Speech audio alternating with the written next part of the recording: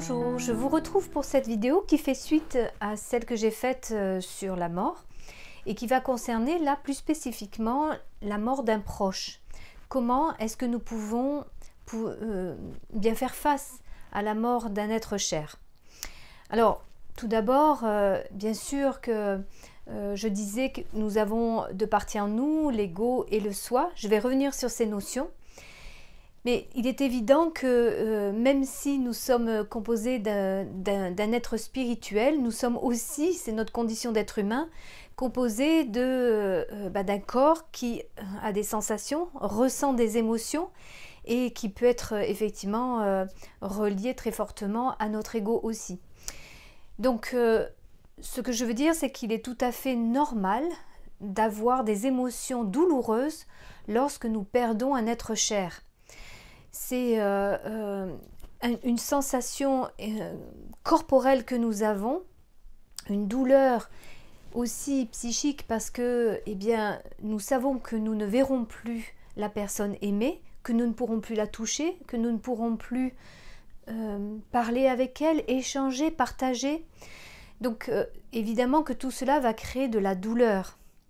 Maintenant, je vais aussi dire que il y a une différence entre cette douleur normale que nous allons ressentir suite à un deuil et la souffrance. Parce que pour moi, la souffrance, elle va justement être créée par l'ego. L'ego qui ne va pas accepter cette mort. Alors, bien sûr, il y a différentes étapes et alors je vais un peu les donner pour celles et ceux qui ne les connaissent pas. Il y a une première étape qui est celle du déni. C'est tellement douloureux, c'est tellement difficile que nous n'avons pas envie de ressentir ces émotions douloureuses. Donc, il y a un mécanisme de défense psychologique qui va être le déni. Je ne veux pas voir, je pense que je suis dans un cauchemar, je pense que je vais me réveiller, je pense que ce que je vis n'est pas la réalité. Parce que pendant un temps, ça peut permettre de supporter l'intensité de la douleur, de la perte justement d'un être cher. Et puis il y a la colère. Bien quand on se réveille de ce déni, on trouve cela terriblement injuste et on va voir, je vais en parler après, notamment par rapport à des morts d'enfants. Donc il peut y avoir énormément de colère parce qu'évidemment il y a cette frustration de ne plus pouvoir être en relation avec l'être cher et puis ce sentiment d'injustice de vivre ça et de perdre cet être-là. Et puis il y a ce que Elisabeth Kübler-Ross explique, c'est le marchandage, c'est-à-dire qu'on essaie de négocier par rapport justement à cet attachement que l'on avait, cette mort et cette réalité, comment je peux commencer à comprendre et à cette réalité que nous sommes des êtres mortels et que forcément nous serons et nous sommes confrontés à la perte d'êtres chers. Et puis il y a la dépression, c'est-à-dire vraiment une grande tristesse de vivre cette perte concrètement, réellement, où là vraiment, les semaines passant, le manque arrive et où on n'a plus le goût à rien. À quoi bon de toute façon cette existence si c'est pour mourir et perdre les êtres que nous aimons? Donc voilà, il va y avoir un temps comme ça de dépression, de grande tristesse. Et puis vient l'étape de l'acceptation, qui n'est pas toujours franchie par certaines personnes. C'est ce qu'on va appeler des deuils pathologiques.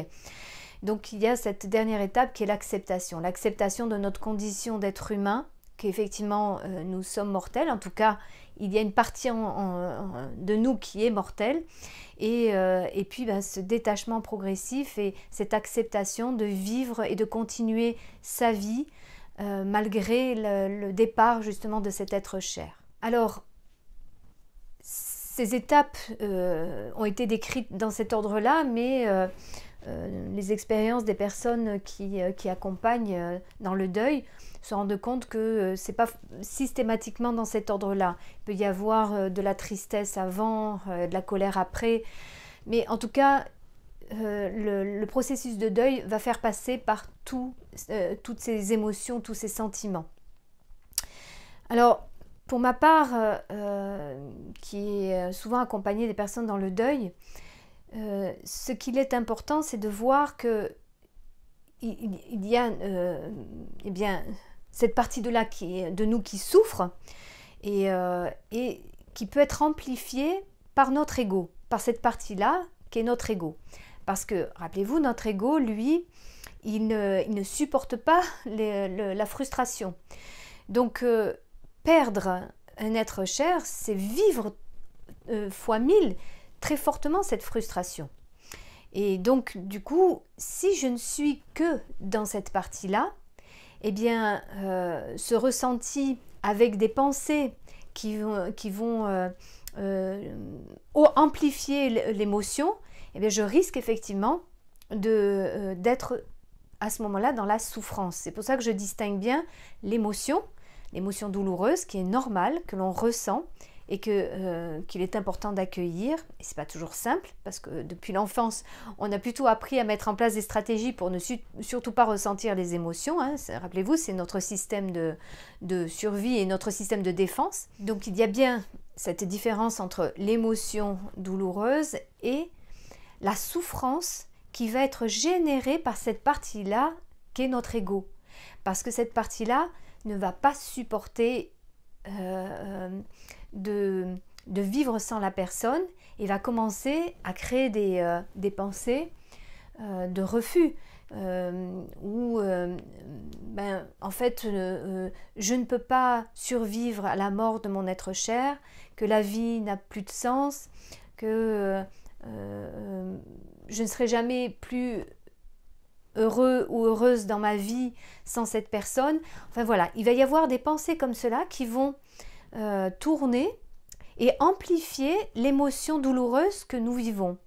Et si elles sont entretenues au long cours, eh bien, c'est ce qui fait que les personnes ne peuvent pas passer dans cette étape d'acceptation, parce qu'elles vont entretenir la douleur par le biais de ces pensées. Donc on voit bien comment l'ego est de nouveau en fait au cœur de la problématique, parce que c'est lui, par le biais du mental, qui va entretenir cette douleur qui était au départ tout à fait normale, qui normalement s'apaise parce que c'est comme ça, parce qu'il y a un processus qui se fait et qui nous permet justement de nous apaiser et de finalement accepter. Mais si je suis avec des pensées qui tournent en boucle et qui amplifient, qui entretiennent ma douleur, je ne peux pas passer à cette étape de l'acceptation. Et d'ailleurs, vous voyez, pour parler encore de ce mental-là qui est relié à l'ego, l'ego qui n'est pas dans la réalité, hein, qui veut que les choses soient comme ça et qui n'accepte pas cette réalité, d'où la frustration, eh bien, il va avoir tendance à dire, par exemple, que bien, la mort, ça ne devrait arriver que lorsque on arrive à un certain âge, dans la vieillesse, mais pas avant. La mort ne devrait pas frapper les jeunes, ne devrait pas frapper encore moins les jeunes enfants. Donc, si on adhère à cette pensée, eh bien, c'est sûr que on va entretenir la colère, par exemple, parce que c'est totalement injuste. Et c'est pour ça que c'est important, selon moi, eh bien, d'avoir cette connaissance de qui nous sommes véritablement. Bien sûr que nous avons cet ego qui fonctionne comme ça, qui voit les choses comme ça, parce que comme je l'ai dit dans l'autre vidéo, eh bien, c'est la partie mortelle de notre être en fait. Et il y a l'être véritable, notre véritable nature, notre être profond, qui lui est dans cette immortalité. Et dans quelque chose d'infini, là où l'ego, il est dans quelque chose de fini. Donc si je ne suis pas reliée à cette dimension spirituelle en moi, eh bien, nécessairement, je vais être dans cette souffrance. Si par contre, je développe cette connaissance en moi, cette connaissance que des sagesses ont toujours eu et que nos anciens avaient aussi, bien qu'il y a autre chose, et que nous ne sommes pas juste ce corps-là avec cette personnalité-là, eh bien alors, cela va pouvoir m'aider à passer ce cap. D'abord parce que je vais penser à cette continuité de cette partie-là de nous, et qu'il y a du coup un certain mystère qui nous échappe totalement. Pour quelle raison, effectivement, un enfant eh bien, meurt? Là, il y a quelque chose de totalement injuste. Et si on reste juste sur notre mental, bien, qui croit qu'effectivement la mort ne doit arriver qu'après la vieillesse, bah, il y a quelque chose là qui n'a pas de sens. Donc, si j'admets qu'il y a ce mystère et qu'on ne sait pas véritablement finalement qui nous sommes, mais qu'il y a cette part-là en nous, alors effectivement, cela va m'aider à rentrer dans ce processus de deuil et à finalement être dans cette acceptation et à retrouver le goût de la vie, à me redresser et à continuer ma vie. D'ailleurs, c'est assez intéressant de voir justement que lorsque un enfant meurt avant 7 ans, il n'est pas dans la peur de mourir, lui. Parce qu'il est encore justement dans cette reliance-là de son être. Il n'a pas encore construit un ego qui est dans la peur, qui est trop dans la frustration des plaisirs de la terre. Et il est encore relié justement à cette partie-là de notre vraie nature. Donc généralement, l'enfant est assez serein lorsqu'il va mourir. C'est plutôt les parents, évidemment, qui, et on peut très bien le comprendre, hein, bien sûr, vont être dans la douleur eh bien, de perdre leur enfant. Et finalement, parmi ce mystère justement de la vie, eh bien, pour ma part, je me dis que pour vivre une épreuve terrible comme celle-ci, il doit bien y avoir un sens. Même s'il nous échappe, il doit bien y avoir un sens. Et un des sens d'ailleurs, ça peut être de voir ce que cette épreuve terrible crée dans la vie du parent ou des parents. Et j'ai plusieurs exemples de personnes qui ont perdu un enfant.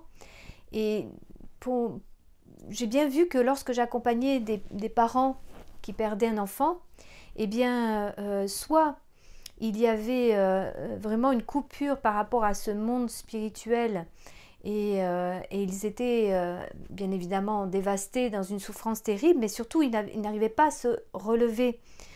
Alors que les parents que j'ai pu accompagner et qui avaient cette ouverture-là et qui pouvaient penser que bien malgré cette épreuve terrible et cette douleur terrible qu'ils pouvaient ressentir, eh bien quelque part il y avait quand même sûrement un sens à cela. Et à ce moment-là, pouvait véritablement commencer un chemin pour se relever de cette terrible épreuve. Alors après, il y a aussi, c'est encore plus délicat, les morts par suicide. Alors c'est encore plus délicat parce que pour les personnes qui restent et qui doivent faire leur deuil, il y a en plus beaucoup de culpabilité. Parce que, eh bien, pour quelle raison la personne se suicide alors que peut-être j'aidais beaucoup cette personne, je l'aimais, et donc si la personne est partie, c'est que je n'ai pas su l'aider suffisamment, je n'ai pas su l'aimer suffisamment. Donc il va y avoir en plus cette culpabilité. Et là on voit bien, eh bien pour la personne qui reste, combien son ego ne peut pas supporter le départ de la personne, parce qu'il y a une incompréhension, donc évidemment de la douleur bien sûr, mais une incompréhension au niveau du mental. C'est généralement d'ailleurs on a du mal à comprendre ce qui a poussé les personnes à faire ce geste, et donc il y a comme une incompréhension du mental à cet endroit-là. Alors qu'est-ce qui pousse les personnes à se suicider? Bon, il y a beaucoup de raisons, c'est assez mystérieux là aussi. On ne peut pas, je pense, répondre véritablement à tout ce qui explique les raisons du suicide. Par contre, on peut voir que il y a une grande souffrance par rapport à ce monde terrestre, une déconnexion justement entre une relation saine corps-esprit, avec l'âme au milieu, et du coup ce monde terrestre tellement frustrant ne nous permet pas d'être bien, serein, heureux. Alors il vaut mieux quitter ce monde et du coup en supprimant son corps, on supprime sa souffrance.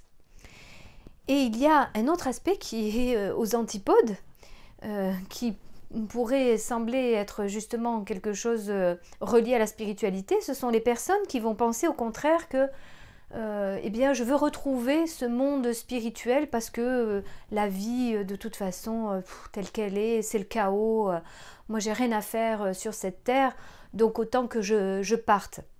Mais l'un comme l'autre, c'est encore selon moi, une méconnaissance de ce que nous sommes en tant qu'être humain, une véritable connaissance de soi, de cette conscience en fait, parce qu'il ne s'agit pas ni de renier justement le monde de l'esprit en étant juste attaché à la matière, et comme la matière ne me donne pas satisfaction, je m'en détache, ni d'imaginer que le monde spirituel va me permettre de me libérer de cette matière qui ne me donne pas satisfaction non plus. Donc finalement, vous voyez, on retrouve la même chose, cette fameuse frustration.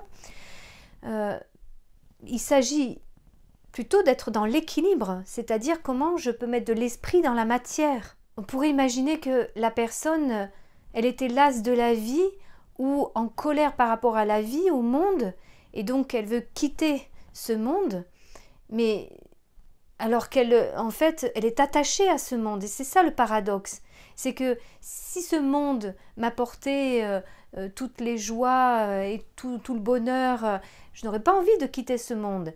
Mais si je le quitte, c'est parce que justement, il ne m'apporte pas ce dont j'ai besoin. Mais si je pense qu'il ne m'apporte pas ce dont j'ai besoin, c'est que je suis attachée justement à ce qu'il pourrait m'apporter. Et c'est là le problème. D'où l'importance d'avoir un cheminement autre que simplement un cheminement matérialiste et un cheminement spiritualiste, mais bien d'avoir cet équilibre entre les deux. Alors maintenant, on va voir un peu, maintenant qu'on a vu ce qui se passe en nous, quand nous perdons un proche. Maintenant, comment est-ce qu'on peut s'apaiser? Voilà, et je vais donner quelques pistes. Bien sûr que c'est un cheminement personnel et qui est parfois long, mais au moins donner quelques clés pour avancer, voilà, à la mort d'un proche. Alors vous l'avez compris, dans ma conception, c'est de développer une connaissance en fait véritable de soi, de connais-toi toi-même sur le temple de Delphes, connaissance de soi, c'est-à-dire justement de ces deux parties-là. Nous avons bien un ego, une personnalité qui s'est construite, mais nous avons aussi en nous une autre partie plus infinie. Et vous voyez que si j'ai une meilleure connaissance de moi, là, sur quoi je travaille? Je travaille sur ma peur. Et puis une deuxième chose, c'est de travailler sur le détachement. Voilà. Et comme je l'ai dit juste avant, le détachement, c'est pas un détachement total, c'est un détachement progressif. Et je vous renvoie à la petite vidéo que j'ai faite sur le détachement, je mettrai le lien en dessous de cette vidéo, qui parle de ça précisément. Donc le détachement, et si on regarde bien, quand on travaille le détachement, on travaille les frustrations. On en revient toujours à la même chose. C'est-à-dire que dans notre vie, nous avons besoin de travailler à la fois sur nos peurs, et cette peur ultime qui est la peur de la mort, et sur nos frustrations, c'est-à-dire, oui, il y a des plaisirs terrestres, on va dire, et dans le plaisir terrestre, c'est pas uniquement matériel, c'est relationnel, mais ce sont des choses qui vont et qui viennent. C'est le propre de la vie. Elle est en mouvement, elle est dynamique. Elle n'est pas figée, il n'y a pas une bonne fois pour toutes en fait. C'est ce cycle et cette dynamique qu'il est important d'apprendre à accepter. J'ai quelque chose, tant mieux. Je ne l'ai plus, j'apprends à gérer de ne plus l'avoir. C'est pas je vais tout refuser pour gérer ma frustration, pas du tout. C'est je profite de ce que j'ai, parce que, et j'en reviens à l'histoire du moment présent, c'est-à-dire je profite réellement dans le moment présent de ce que j'ai, mais le jour où je ne l'ai plus, eh bien j'apprends à accepter de ne plus l'avoir. C'est aussi apprendre à accueillir les émotions douloureuses. Depuis que nous sommes enfants, nous évitons, évidemment c'était notre système de survie, d'être confrontés aux émotions douloureuses. Donc, évidemment que ça, on n'aime pas. Et l'idée, c'est d'apprendre à nouveau à accueillir justement ces émotions, à les vivre, parce que, rappelez-vous, je l'ai dit dans une vidéo sur les émotions, eh bien, elles nous traversent et elles ne font que nous traverser. Si vraiment nous les accueillons, elles ne restent pas. Ou si elles restent, c'est parce qu'on les entretient avec notre mental. Mais autrement, physiologiquement parlant, elles ne font que nous traverser. Alors parfois par vagues, mais si j'accepte justement d'accepter ces vagues en moi, elles vont finir par s'atténuer petit à petit. Alors comme je viens de le dire, c'est travailler sur ses pensées. Parce que les pensées, ce sont effectivement aussi elles qui entretiennent les émotions et donc qui amènent à la souffrance, hein, c'est ce que je disais tout à l'heure. Je ne serais pas capable de vivre sans cette personne, je suis perdue sans cette personne, la douleur est trop forte, je ne pourrais pas le supporter. Voilà, en fait ce sont des pensées qui vont rajouter, amplifier à la douleur normale, émotionnelle de la perte d'un être cher. Et puis c'est important aussi d'être entouré, voilà. Souvent, on ne veut pas montrer sa tristesse ou... voilà, là encore, parce qu'on ne veut pas montrer ses émotions. Or, la tristesse, c'est permettre de voir pour les autres que nous traversons quelque chose de difficile. Et alors, à ce moment-là, on peut être aidé et soutenu par des personnes, effectivement, quand ils nous voient dans cette tristesse. Par contre, il y a quand même un petit souci, c'est que quand nous avons perdu un être cher, eh bien, la mort est tellement un sujet tabou que personne n'ose en parler, personne ne sait comment en parler. Et donc, du coup, eh bien, les personnes, il y a le vide qui se fait autour d'elles parfois, parce que les personnes, elles ne savent pas quoi dire, comment le dire, et puis il ne faut pas être confronté justement à des personnes qui ont perdu parce que ça me rappellerait trop ou moi mon propre deuil ancien ou d'imaginer que moi aussi je vais perdre des êtres chers. Donc oh là là, je veux pas être au contact de personnes comme ça qui me remettraient face à une réalité que je ne veux pas voir. Donc en fait ça veut dire parler de la mort. Tant qu'on la mettra comme un tabou, effectivement, elle sera problématique. Et puis, comme je l'ai dit, en fait, retrouver un équilibre entre la matière et l'esprit. Donc, entre ce que nous sommes, voilà, ça revient un peu à ce que je disais là, entre ce que nous sommes véritablement et ce que nous avons à vivre et à accomplir et à expérimenter dans cette vie. Et si je vois que il y a quelque chose d'universel, de spirituel en moi, je peux peut-être comprendre le sens que la vie peut avoir et qu'elle ne pourra s'exprimer et avancer et faire avancer ma conscience que lorsqu'elle sera dans un corps, dans mon corps, je peux expérimenter, je peux faire grandir ma conscience. Le jour où effectivement je n'ai plus de corps, eh bien je ne peux plus faire grandir ma conscience parce que c'est grâce à mon corps qui vit des expériences que je peux faire grandir cette conscience en moi. Voilà, j'espère que cette deuxième vidéo sur la mort vous sera utile. Je rappelle juste dans cette vidéo que je vais proposer des accompagnements, des rencontres pour justement parler de ce sujet, faire en sorte qu'il soit de moins en moins tabou et qu'il puisse véritablement nous aider à nous connaître et nous aider à connaître le sens de notre vie et à mieux vivre. Les grandes sagesses disent « apprendre à mourir pour apprendre à vivre ». Je vous remercie pour votre attention et vous dis à très bientôt.